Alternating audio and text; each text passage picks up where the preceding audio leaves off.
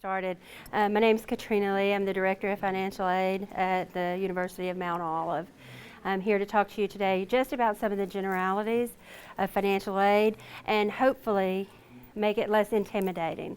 A lot of times when someone says FAFSA, people get really intimidated because it's a government form and they are known to be complicated. Okay, so what does FAFSA stand for? That is the Free Application for Federal Student Aid. You'll notice I kind of emphasize the word free. If anybody ever requests that you pay to fill out the FAFSA, back up, you're in the wrong place. It is a free application. You can get help to fill it out free if you want it from any number of sources. Most of your colleges and universities, if you need help, are willing to jump in and help you out.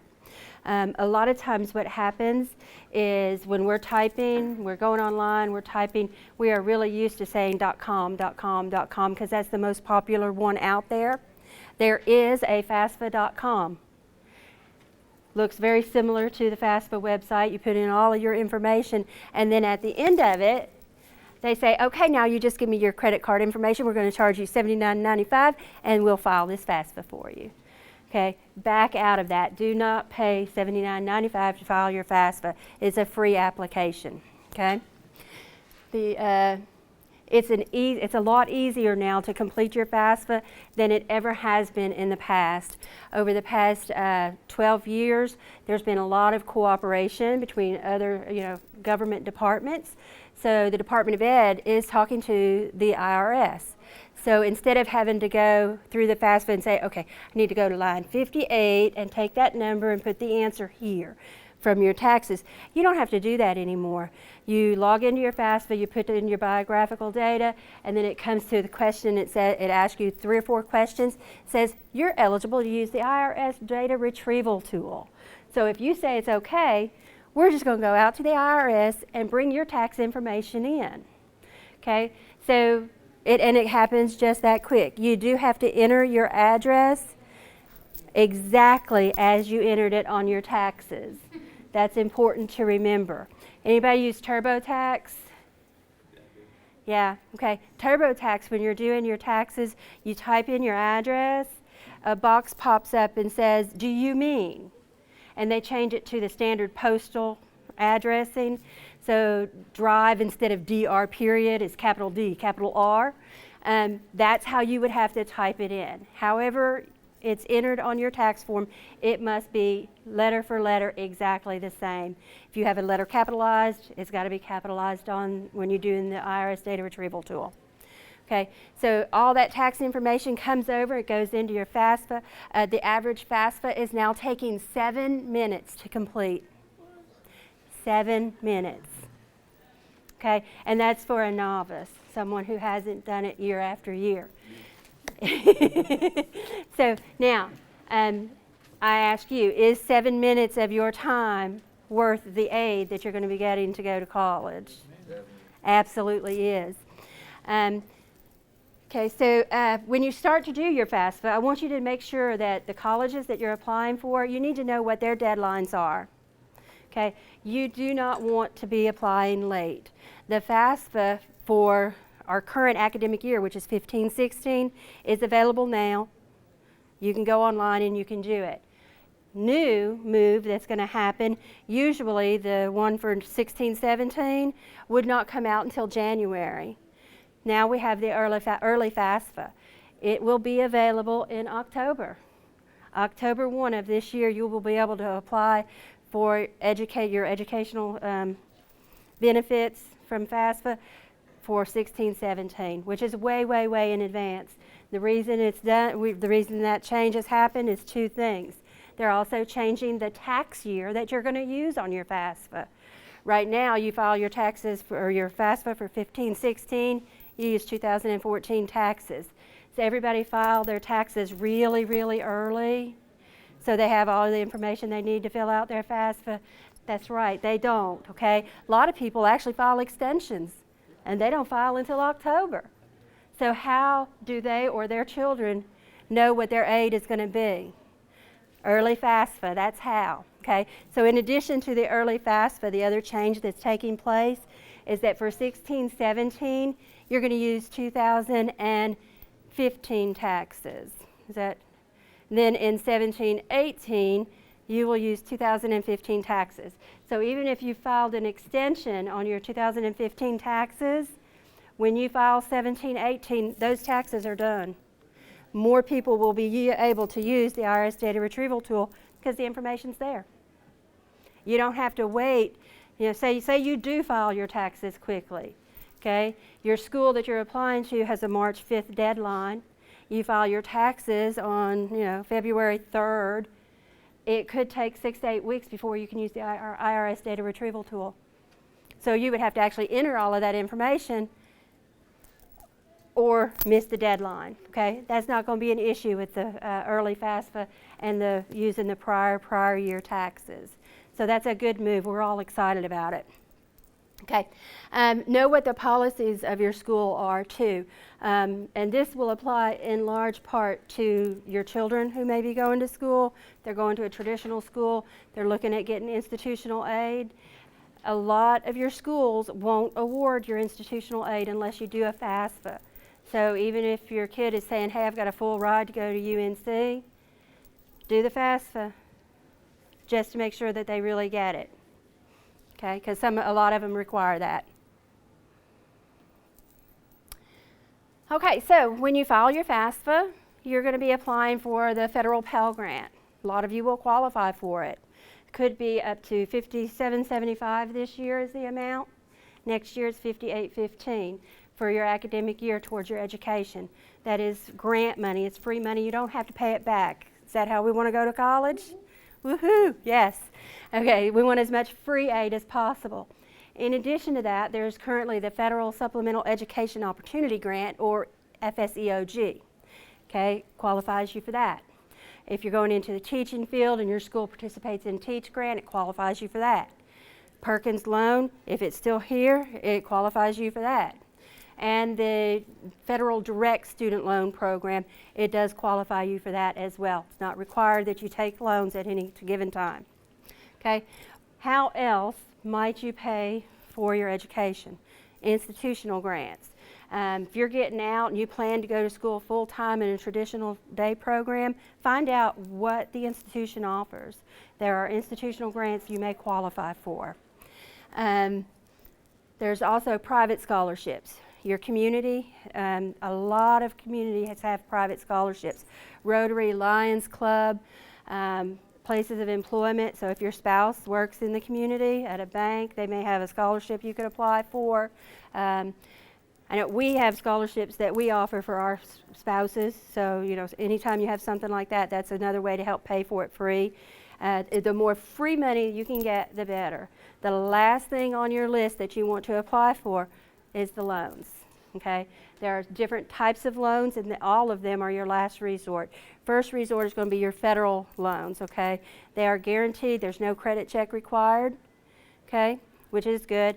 And the federal subsidized direct loan, while you're in school at least half time and during your deferment period, no interest will accrue. The government pays the interest for you, which if you have to take loans, those are your most advantageous. There's also an unsubsidized loan, and as you may suspect, the government will not pay the interest on those as you're in school and during your grace period. Now, if you have to take the unsubsidized loans, you have the option to either pay your interest as it accrues or not. If you don't, it's going to capitalize. Does everybody know what that means? Okay, capitalization when you're talking about a loan means that when the interest accrues, say you borrow $1,000, and at the end of the month, I'm going to charge you interest on it, okay? So it's going to have $10 interest. I work in pens because it's just easier to do the math, okay? So you've opted not to pay that interest. So I'm going to capitalize it, which means the next time I charge you interest, I'm going to charge you interest not on $1,000, but on $1,010. Okay, so it's never in your best interest to allow that to happen.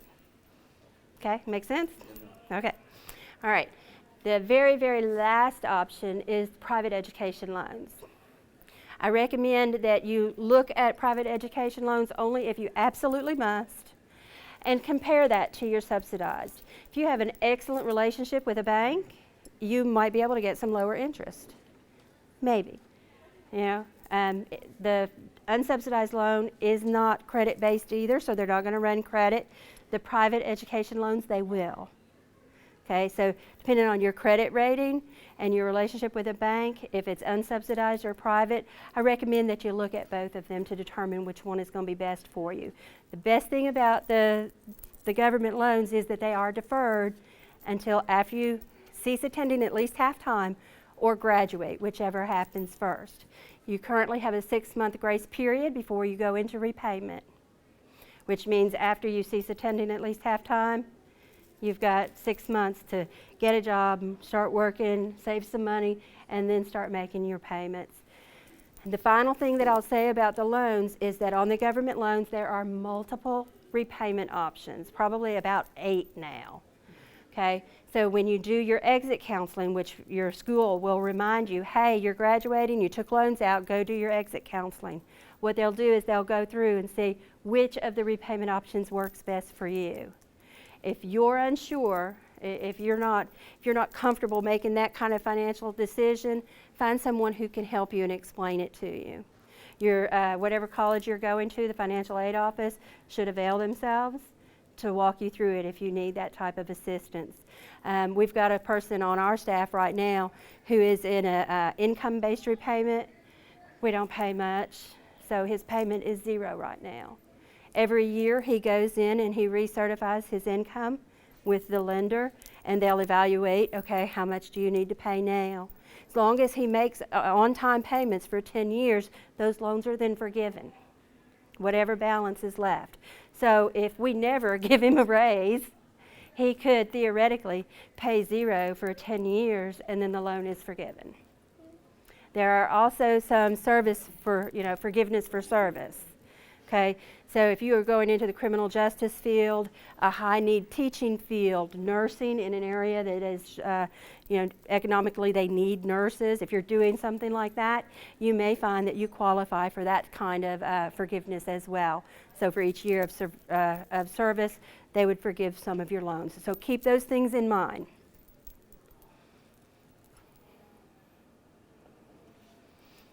Okay, now this is not actually financial aid, but these are things that can impact whether or not you get financial aid, so I like to make sure people know about them. Okay, once you're in school, Satisfactory Academic Progress, SAP. Know what your school's SAP policy is. There's going to be a minimum GPA requirement. There will also be a minimum PACE requirement. PACE means the pace at which you're progressing towards your graduation. Okay, both of those requirements, if you fail to meet either one of them, you are at risk for losing your financial aid. There is nothing like thinking you're going to be fine and then finding out you're not going to get your aid because you're not meeting PACE. No, each school's policy is going to be different. They get to pick the minimum GPA. They get to pick the PACE. It will likely change as you progress through your education. Okay, so for us, a freshman is required to have 1 GPA. A junior, on the other, is required to have a completely different GPA. And that is mandated, okay? Once somebody reaches a junior status, it's federally mandated they must have at least a 2.0. Okay, nobody here is going to be in trouble with a GPA, right? We're all going to be good, okay? There are limits on aid, and there always have been, but what's changed is that in recent years, the government can now track whether or not you're meeting those limits. So they've got ways now so that they know, okay? And that's important because if you're not meeting PACE, or say you are meeting PACE, but you're not passing everything, it may take you longer than you have to complete your degree. The federal Pell Grant, which is the most common grant that students will receive, is where the government spends a huge portion of their aid dollar. You can only receive that for the equivalent of 6 full-time years. Okay, so if you are using your Pell Grant to get 3 different associate's degrees, you'll run out before you get your bachelor's degree. If you're failing a lot of classes and having to retake them, you may run out of Pell Grant before you get your degree. The loans that we mentioned, they also have limits. They have both dollar limits and years, 6 years once again, for a 4-year degree. So what they're doing is they'll take whatever degree you're getting, you can get it for 150% of the time it should take you to get that degree. I'll say on the loans, there's an amount and that kind of a limit, okay, the time frame limit. So if you are a half-time student and you take out full-time loans, you have just utilized a full year, okay? Please keep that in mind, especially if you were to start in the summer and I'm just going to take 2 classes. As an institution, we have to offer you the entire annual amount of the loans if there's room for it on your package. You do not have to take it. You actually, you can decline, or you can tell them, I know I need loans because I'm going to need books. So give me $300 of that $12,000. Okay. And still there waiting for you. Yeah. If you need more money that year, you can come back into the financial aid office and say, okay, I'm going to need a little bit more, and they'll do that for you. Okay. And be smart about that. Make wise decisions on your borrowing. There's this thing called a Title IV refund. If you get more aid than what it costs you to go to school, we're required to refund you that money. That would include those loan dollars. And people who are not making wise borrowing decisions and wise money decisions will use that money that's earmarked for their education on things that aren't their education, but they still have to pay it back. With interest, right? And it doesn't matter whether you got your education or not. They still want their money back, okay? Unusual enrollment. Now, the reason I put this one on here specifically because of the lifestyle you have as military personnel. You move from duty station to duty station, that could require you moving from one college to the next if you're going to a brick and mortar college. Okay, unusual enrollment, what it does is the government, when you do your FAFSA, they look at you and they say, oh, well, over the past 2 years, this student has received aid at 3 different schools. Are they gaming the system? This is a good thing because people are out there gaming the system. So they want to catch those people, but then allow people who aren't gaming the system to still get their the funds that they're eligible for. So what you need to do is keep track of why you may be moving from one school to the next. Okay, military is pretty easy. Okay, my duty station changed, so I had to transfer. Perhaps you withdrew mid-semester because you moved. That's why you didn't get passing grades. Keep track of that kind of stuff because the financial aid office will contact you and say, we need transcripts for the last 3 years, then we need to know why you didn't earn credit at this particular institution. If you provide an explanation, then you're good to go. It is up to each individual financial aid office whether or not the explanation you provide is acceptable. Okay. If you have orders, any backup information that you can provide, that will always help your case. Okay. And I'll tell you about one that we received recently that we denied, and you'll understand why, and you can kind of avoid this. Well, I don't remember. I guess I didn't perform well. Oh yeah, I was sick. Or no, my mother was in the hospital. But she couldn't provide any documentation that any of that stuff happened.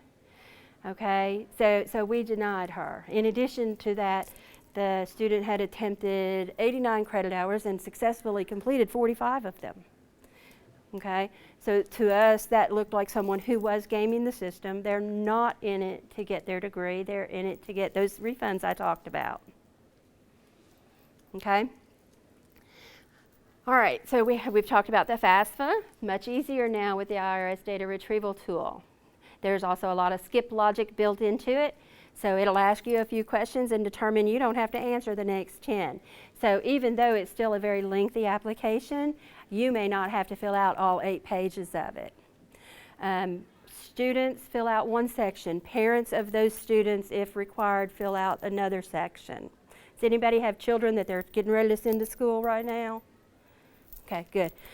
So as the parent, if you do have someone else in college, another child in college, you get to count that student and the number in college in your household. That reduces your expected family contribution, which is what they look at to determine whether or not you're eligible for that federal Pell Grant. The student, however, cannot count you. Okay. Very general information. I'll be here for a little while if you have some specifics that you'd like to ask. My experience with financial aid is that a lot of times someone doesn't want to ask the question in a group setting like this, so I will hang around. But right now, if you have questions that you would like to ask, I'd love to answer them for you. So I was curious how FAFSA kind of works in conjunction with TA. TA is an entitlement, okay? You're entitled to that. As long as the Air Force has the money, you're entitled to that. The FAFSA is completely separate. You know, your TA will pay, and if you're eligible for Pell Grant, that will pay as well. It is completely separate. If you do plan on getting, 2 associates and then moving to your bachelor's degree, perhaps use the TA, and then only use the other grant aid when you run out of TA. But that is your call. Other questions? Chapter 33, Chapter 31, those also are entitlements. Will not affect the amount of aid you receive from filing the FAFSA. May affect institutional aid or state aid if you qualify, but it's not going to affect your Pell Grant or the amount of loans that you qualify for. If you use FAFSA or you use the Pell Grant Mm-hmm. for your undergrad and you're trying to go for your master's now, you still... You're not going to qualify for the Pell Grant. It is for your undergraduate degree only. Is there any kind of financial aid? It is the loans. That's where you need to work on some of those outside scholarships. I can give you some search engines that you can use to kind of search them out. You can use brokescholar.com. CFNC, you see their ads all over the place. They have a scholarship profile. You go in and you fill out that profile. It pings you when something pops up that matches your profile. In addition to that, if they've told you, hey, this matches your profile, they're going to send you a reminder saying, hey, this is getting ready to deadline. Have you applied? So they're really good about that. FastWeb is another one, and it's fastweb.org. I don't recommend that as a first option because I know that they sell your information. CFNC does not. Broke Scholar does not. So don't even worry about filing FAFSA when you graduate? Not unless you intend to take loans. Chapter 33, do you still have your Chapter 33? That's the way a lot of people can pay for their grad degrees. I'm hoping my son gets his undergrad through TA and has his Chapter 33 for his master's degree. Other questions? House was based off your social security number and your 1040 filings, basically? Yes, absolutely. Being married mill-to-mill, one dependent's pursuing a under, the other's pursuing a grad. A member with the undergrad can still pursue FAFSA? Yes, Okay. yes. And remember, if it's a dependent, you can count your spouse as to having 2 people in college if you and your spouse are both going, and you can count any children that you have. Okay, that just lowers your EFC. So perhaps if you were the only person in college, you may not be eligible for, That's the kind of grant what I'm money. looking at is mill-to-mill, military active, military active. Mhm. One pursuing undergraduate, one pursuing graduate.